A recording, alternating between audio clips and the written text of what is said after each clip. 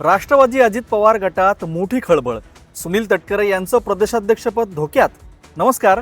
राष्ट्रवादी काँग्रेस पक्षाच्या अजित पवार गटात अंतर्गत घडामोडींना वेग आल्याची चर्चा आहे आणि या सगळ्याच्या केंद्रस्थानी आहेत पक्षाचे प्रदेशाध्यक्ष खासदार सुनील तटकरे. सुनील तटकरे यांच्या प्रदेशाध्यक्ष पदावरच आता प्रश्नचिन्ह निर्माण झाल्याची राजकीय चर्चा सुरू झाली आहे. यामागचं सर्वात महत्त्वाचं कारण म्हणजे तटकरे यांच्या फेरनियुक्तीविरोधात थेट निवडणूक आयोगाकडे तक्रार दाखल करण्यात आली आहे. जालना जिल्ह्यातील मंठा परतूर विधानसभा मतदारसंघाचे अध्यक्ष भाऊसाहेब गोरे यांनी ही तक्रार दाखल केल्याची माहिती समोर आली आहे. सुनील तटकरे यांचा 3 वर्षांचा कार्यकाळ जुलै महिन्यातच संपला.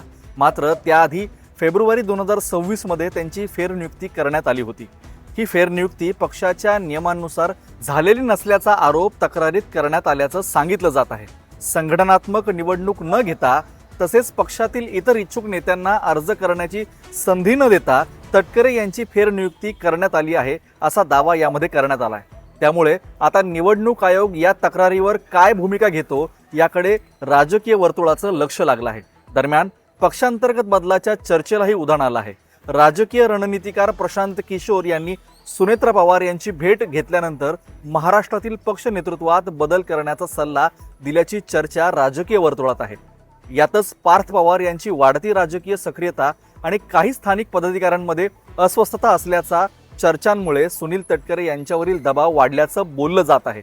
मात्र या सर्व चर्चांवर सुनील तटकरे यांनी स्वतः स्पष्टीकरण दिलं आहे.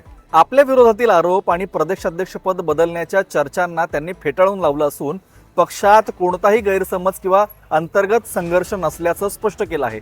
म्हणून आता एकच प्रश्न, सुनील तटकरे यांचं प्रदेशाध्यक्षपद खरंच धोक्यात आहे का, की निवडणूक आयोगाकडे दाखल झालेली तक्रार आणि पक्षातील बदलांच्या चर्चा केवळ राजकीय अफवा आहेत? येत्या काळात राष्ट्रवादी अजित पवार गटात नेमके कोणते बदल होतात याकडे आता संपूर्ण महाराष्ट्राचं लक्ष लागलं आहे. धन्यवाद.